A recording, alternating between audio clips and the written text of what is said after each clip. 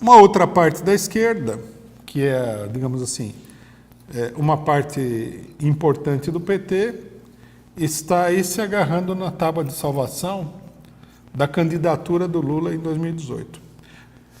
Foi lançado um manifesto que é encabeçado por várias personalidades famosas e que está recolhendo assinaturas. A última vez que eu vi falava que já tinha conseguido 1 milhão de assinaturas em favor da candidatura do Lula.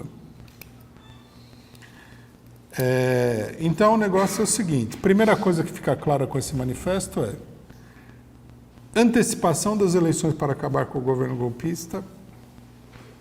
Podemos arquivar essa parte da discussão, tá certo? Colocar lá no porão, já acabou. Agora é Lula 2018, acabou eleições diretas. Bom, então nós temos que analisar o problema na sua realidade. Lula 2018. As pessoas estão lançando a candidatura do Lula, não que não se possa lançar a candidatura do Lula, etc. e tal. Nós já falamos aqui várias vezes, né, que é até uma medida de defesa do Lula contra a perseguição que ele está sofrendo. Nós não temos crítica nenhuma que alguém lance a candidatura do Lula. O problema é a estratégia política que está sendo formada por uma série de setores de trás dessa candidatura. Que é o seguinte, esqueçam tudo o que aconteceu, as eleições vão purificar o país. Quer dizer, esqueçam que o país está dominado por golpistas, esqueçam que está em marcha um conjunto muito grande de medidas contra a esquerda, contra as organizações operárias, de ataques ao movimento operário. Esqueça tudo isso daí, né? E viva no sonho dourado de que 2018 vai resolver todos os problemas através do voto. O que é uma coisa absurda, porque a crise que nós estamos colocados, ela tem a ver justamente com o fato de que uma pessoa indicada pelo Lula ganhou as eleições. E eles não quiseram saber disso daí. Eles rasgaram o voto, eles nem estavam no governo diretamente, eles rasgaram o voto da população, jogaram na lata do lixo, tiraram o presidente da República, a presidenta, e se fizeram o que eles quiseram. E agora nós vamos falar assim, não, mas dessa vez o voto vai ter um caráter mais duro, sólido, permanente. Por quê? Porque é o Lula? Não. Só se a gente acreditar na história que foi contada, né? De que a Dilma caiu porque o governo dela era ruim. Se fosse bom, não caía. O que era um governo bom? O que seria um governo bom? Exatamente. Bom no sentido de que ela faria tudo o que os golpistas estão fazendo agora, ou bom no sentido de que ela faria tudo contra o que os golpistas estão fazendo agora? Porque aparentemente ninguém consegue definir a ruindade também do governo dela. Se era que ela era igual ao governo Temer, era o oposto do governo Temer. Exatamente o que ela... Ficou uma crítica à administração da Dilma. Não, a Dilma não caiu porque o governo fosse ruim ou fosse bom. Caiu porque eles queriam tirar o governo. Porque uma direita queria tirar o governo. E fica claro por que eles queriam tirar o governo. Eles queriam abrir caminho totalmente porque eles estão fazendo agora.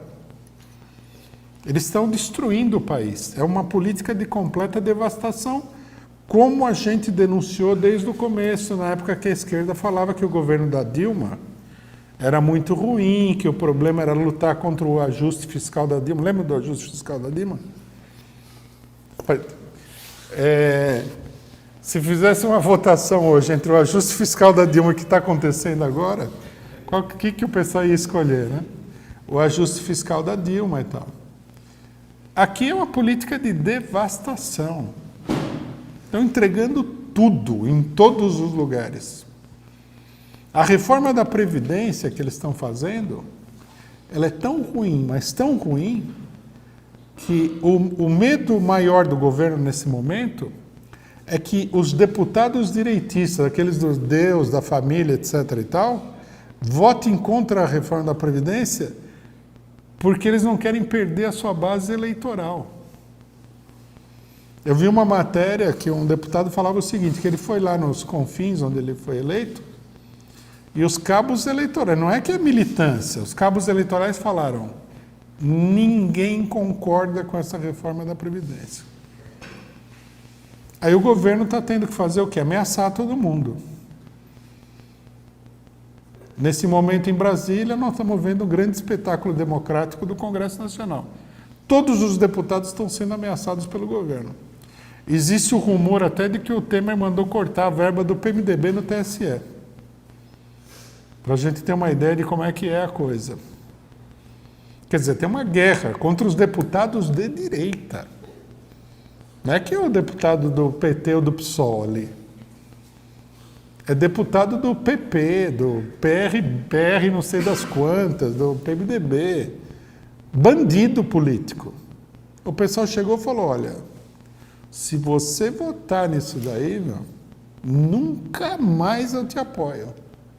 Porque finalmente, o nego vai perder a aposentadoria, não vai se aposentar mais. É o fim da aposentadoria, todo mundo sabe disso. Ninguém é trouxa.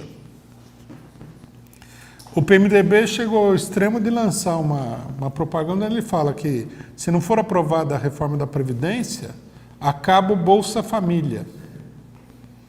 Que é uma canalice, lógico, típica do PMDB. Tem que acabar nada, tira o dinheiro dos empresários que você paga o Bolsa Família, a Previdência e muito mais. Essa que é a grande realidade.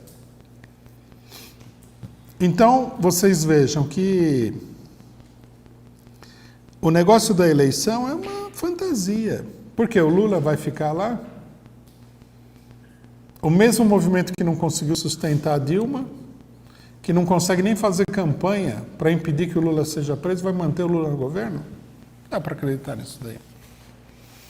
É uma política, o ruim dessa política, eu queria procurar definir isso daí com bastante clareza.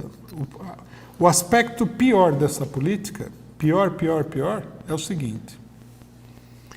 Ela canaliza, ela neutraliza as tendências de luta e canaliza para uma expectativa futura que é ilusória. É meio assim como a religião, né? O cidadão lá está comendo pão que o diabo amassou. Aí vem o padre e fala assim, sua vida está uma porcaria mesmo. Né? Mas, aguenta aí uns 50 anos, sem aposentadoria, né? Sem emprego, sem assistência médica, etc. e tal. É tudo muito ruim. Mas o dia que você morrer, você vai para o céu, vai ser uma maravilha. Mais ou menos é isso que significa a política que está sendo traçada por todo esse setor. O negócio está ruim. Vão acabar com a aposentadoria, vão acabar com a CLT, vão aprovar a terceirização. Já aprovaram o congelamento do gasto público até o ano 3016.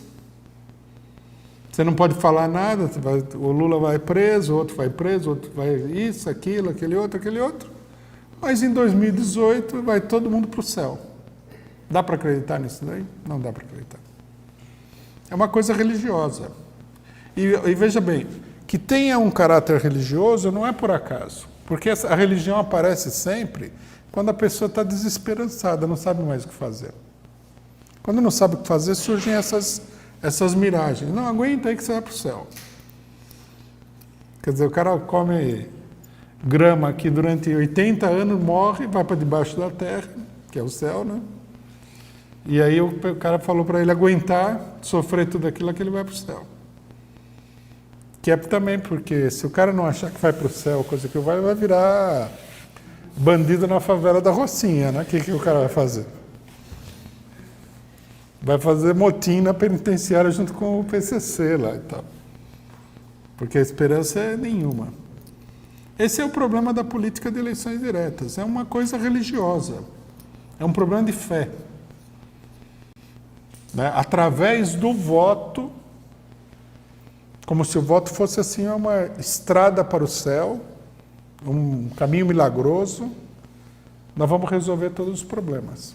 Essa ideia que está se espalhando, eu nem acho que está se espalhando por uma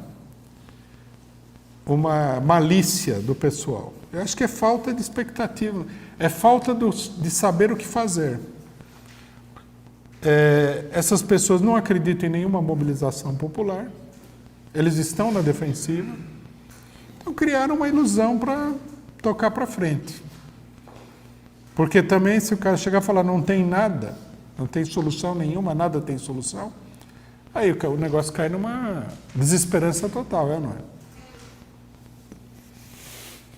Quer dizer, o grande problema aqui, então, colocando de uma maneira clara, é o seguinte: é uma política que impede que as tendências existentes na situação política, existentes desde antes do golpe, se cristalizem num movimento contra o golpe.